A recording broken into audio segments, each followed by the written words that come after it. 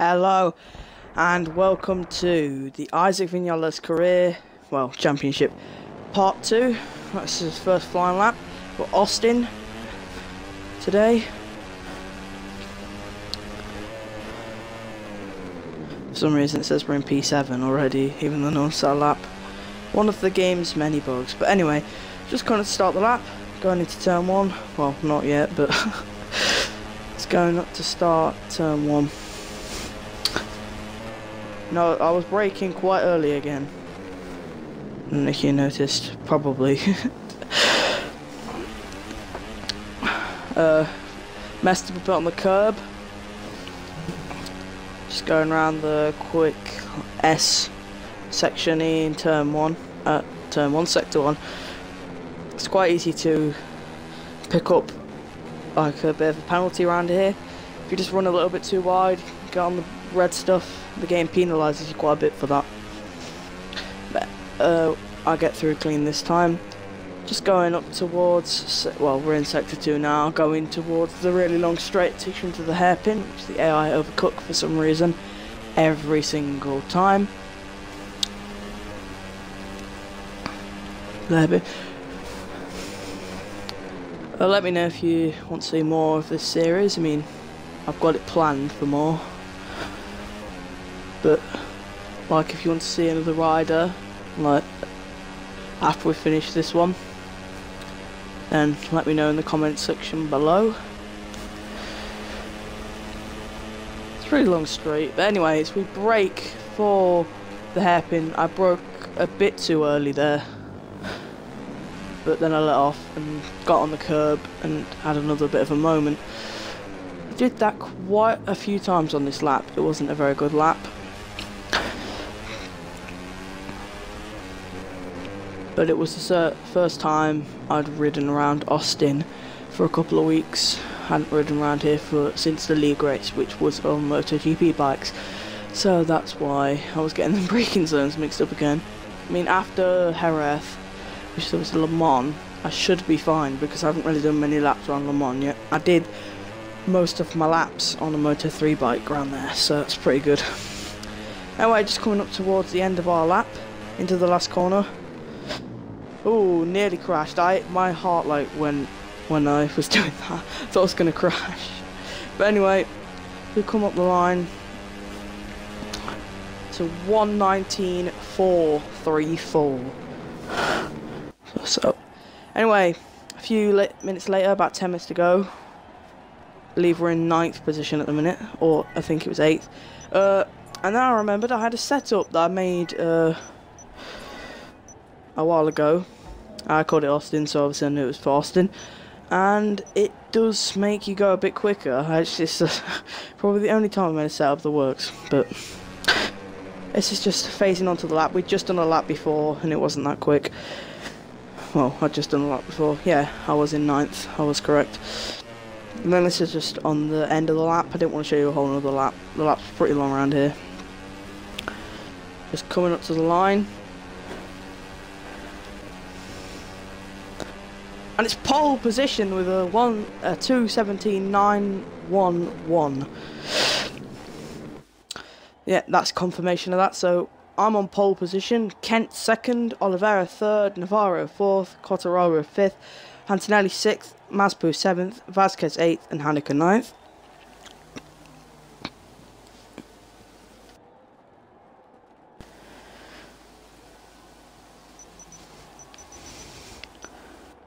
Binder 10th, Bastianini 11th, McPhee 12th, Bagnaia 13th, Locatelli 14th, Ferrari 15th, Fanati 16th, Ono 17th, and Loy 18th. Io 19th, Guevara 20th, Ertel 21st, Martin 22nd, Mingnau 23rd, Cornfall 24th, Danleo 25th, Manti 26th, Gardner 27th. Darren Binder 28th, Herrera 29th, Tanucci 30th, Kairadin 31st, 32nd is Carrasco, Suzuki 33rd, and Rodrigo in 34th. That's the race. Just the grid again. I like to show that at the start. Just in case you missed it before, which you probably didn't. Let's see what we can do from pole. I mean, this bike is quite underpowered, but wow, it's not that slow, but with this setup we should be able to do fine. But let's see, off the start, it's out and away we go. We got a really good start. We got the whole shot going into turn 1, so it's good to not get overtaken. I had to go right to the outside, cut to the inside to get a bit of a better drive through there. Oh, someone went flying off in the background. That's Brad Binder, because it appeared in the left corner halfway, well, not halfway through, but in the race, so I knew who that was. Anyway, leading into my favourite sector of the whole track, and it's also the sector I am fastest in compared to the AI. The third sector was my weak point, as it's always been. The second sector is about even, depends on if they've got slipstream or not. And then the fourth sector, I'm pretty slow in that as well, third and fourth. But I'm faster in the fourth than I am in the third, so it's important to know. Anyway, into this right-hander that brings you to the hairpin, that brings you to the straight that's really long, that brings you to the hairpin. I have no idea of any of the corner names, I am so sorry. Anyway, just going down the long straight, let's call it that, the back straight. It's the back straight. Of course, we did lose a fair bit of time here, especially to Kent on the Honda. I mean, and the KTMs as well, but they don't have so much of an advantage over me because, well, I'm on a Husqvarna. And then they nearly ran me up the back because obviously there's that bug where they pretty much always run off the track. They always go pretty wide. So that creates some good moments in the race. I'm not going to spoil any of it. Anyway, got a bit too tight for that corner, so I got bad drive and they're catching up. Oliveira's right. Oh, Kent's up the inside of Oliveira. Kent retakes second. So this means he has more pace than me. Look at him trying to get the inside. But I should fend him off for a bit. Tries again. Oh, leaning right on him. It's pretty close racing. Up the inside into the right hander. We had a bit of a bobble there, but we're through. Into the last corner now. The left hander. Pretty sure the last corner was a left-hander. I might have just called it a right-hander. Oh, there's contact. I think I turned a bit too much, but I like to get tight. And Kent just was going up the inside, and I didn't know. So up the straight, Kent gets past. I tried to get in his slipstream to get past Oliveira, or to stay in front of Oliveira and get back past him. But I broke too late that time, and Oliveira was back past. Little did I know Quartararo was right behind me, but anyway. Tried to get underneath Oliveira a bit, then touched. Then me and Kent went for the same line, so there was a bit of contact there. But no one fell off or lost really any time, so it's absolutely fine. Going through this sector, unfortunately I wasn't in the lead going into it, so I couldn't pull out the same gap I pulled last time. And I made, well, I didn't make any noticeable mistakes, but that one is probably my biggest mistake of the sector. Trying to take tighter lines to gain more time. Doesn't work really. Hasn't worked for a few MotoGP games. Into the left-hander, brings you onto the back straight. Right, this is interesting. They're right behind me this time. See what they can do. They were a lot faster than me, I have to say. Here comes Oliveira and Kent, sandwiching me in the middle. Oh, Oliveira was a bit further behind. And I literally followed their braking pattern, so I also went wide. It looks like we touched there, but we didn't. Oh, and I believe that was Olivia Loy going off in the background there. I got the inside and bam, contact, and down I go. I mean, it looks like it's my fault. Let's have a look from another camera angle at that. Look a few angles. I just got the inside. Don't really see what happens. But down I go. It looks like I lose the front from that perspective. And I get back on. And then up the inside from the third person camera. That kind of looks like we both went a bit wide into each other. So it's a bit of a racing accident. Then up the inside of Kent, see there was very, very slight brushing actually. I didn't notice that before. Up the inside, it kind of looks like I go a little bit wide. But Kent didn't really leave much space either. But this is finally from it's Kent's on board. The inside. Yeah, I kind of ran wide into him a little bit, but he also turned in a bit. I'd say it's a racing incident, but if you'd like to put whose fault that is in the description, well, not the description, the comments, if who you believe it's fault. I mean, when I was racing, I thought it was my fault, but looking back at the replays, it kind of looks like it was a bit of a racing accident. Anyway, we're down into P10, behind Antonelli. We've got to get past him quickly.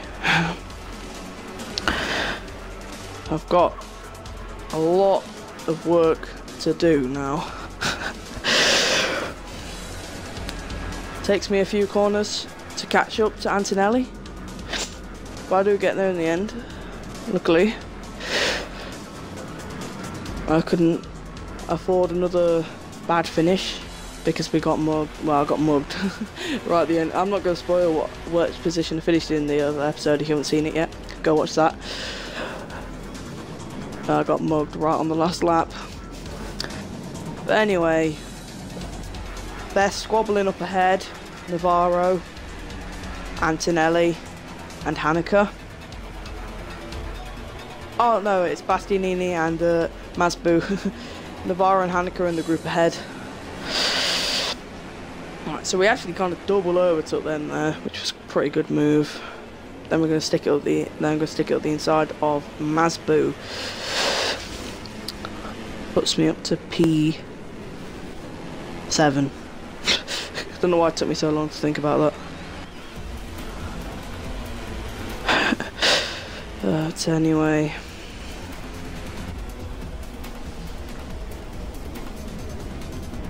Then up into P5, up the inside of Hanukkah and Navarro. That's where I got their names from.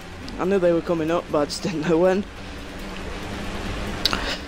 I go to the inside defensive because I don't want to run wide again like I did the lap before. I also don't want any of the crashes to happen. But brake quite late. We get them. They don't really have much of an answer.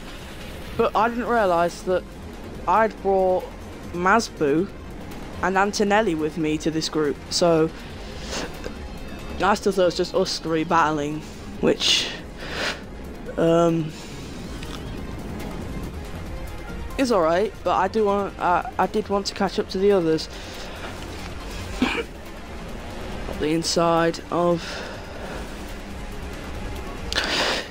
Hanukkah and into the left-hander and into the last corner, bringing us onto the home straight. Right, we're just gonna have to defend now, going up straight. Sorry about that, cut between frames, but we're defending up the straight. We're getting some good run on us, going down towards turn 1. Get the brake really late. Oh, contact with Navarro slightly, so tried to go around the outside, but he was there. That's put me behind Masbu and Hanukkah as well, or the inside of Hanukkah into the right-hander, and into the left, sizing up a move on the pair of them for the right double overtake through my favourite sector of the track. So now it's up to catching Vasquez, Oliveira and Quartararo. See if we could do that. So we're on lap 4, there's only about halfway around, so 1.5 laps to go. Just got to try and catch them and overtake them, which is going to be pretty difficult, but we're lapping at about their pace, maybe slightly faster, so we might be able to do it. Especially now we've got ahead with the group, but they were catching up a fair bit down the straight. The group behind were catching up to me a fair bit, and the group ahead were pulling away. I mean, I was gaining again at the corner where they were overshooting, but some don't overshoot, so they weren't actually losing the time, which is a bit unfortunate. Like, they about stayed on the track there, for example. But anyway, just going around. Right, and as we are catching, the gap is visibly smaller, but into my least favourite and slowest sector of the whole race. well, the track. This third sector wasn't really any slower than any of the others. So we're being quite rapidly caught now by the group behind. If I don't make any mistakes, I should be alright to hold on for another lap. But like we saw there was a little bubble. Can't have that happening too much. Into the last corner. Coming to start the last lap. Kent's just starting it now, as we can see. And they start to drop Hanukkah now, so it's going to be Bastianini, Masbu and Navarro trying to catch me up on this last lap. I mean, they caught quite a bit up. I think they were about 2 seconds behind before, and that's under a second. But my fastest sector should allow me to pull away a bit. Made a little mistake on the curb there, because we were I was focusing in the race on actually trying to catch the group ahead rather than defend from the group behind. So I wasn't riding like cautiously, I was going on like really hard to try and catch, but I didn't really think that I could do it, but I might be able to, so let's see. Into its right-hander. Overshooty corner, I believe. No, it's not. This is the next one's overshoot corner. That's what I should call it from now on, overshoot corner. Oh, anyway, it's a tight hairpin off the back straight. They're gonna start catching me now, really. So if I hadn't already caught up to that group and been in it by this point, that's it now. I'm not really going to be in it. That group has caught up remarkably, the one behind me, because of a few mistakes I've made. So if I get a slow third and fourth sector, they might be on me by the end. Might have to defend from them. But I'm pretty happy if we can hold on to P5. I mean, we could have got a podium from pole, but we had a bit of a collision, which is a racing incident. It happens, it's racing, so it doesn't really matter. Going into this last two left-handers, they have caught right up. We bobble a bit going in. We went too tight, so on exit we get bad drive. Can they get us before the line? Running up towards the line. Do we get? I think we're gonna get P5. They couldn't quite catch us. It just, the line was a bit further away. They would have done, but confirmation is Danny Kent won the race ahead of Vasquez, Oliveira, Quartararo, us in 5th, Bastianini 6th, Masbu 7th, Navarro 8th and Hanukkah 9th.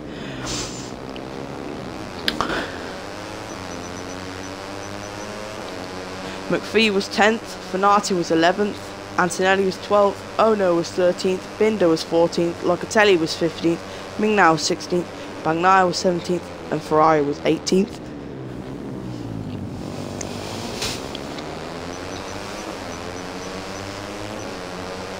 Io was 19th, Herrera was 20th, Cornfall was 21st, Ertel 22nd, Manzi 23rd, Martin 24th, Guevara 25th, Darren Binder 26th, Kyrodin 27th, Loy 28th, Danleo 29th, Tanucci 30th, 31st Gardiner, 32nd Suzuki, 33rd Rodrigo and 34th Carrasco.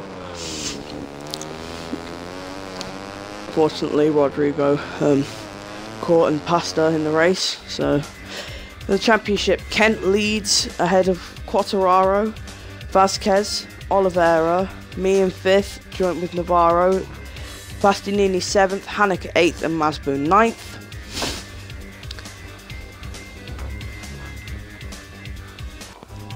Then Binder 10th, McPhee 11th, Antonelli 12th, Finati 13th, Ono 14th, Locatelli 15th, Bagnaia 16th, Mingnao 17th and Loy 18th. Binder and McPhee being in joint 10th position, and Finati and Ono joint 13th. Ferrari 19th, Ertel 20th.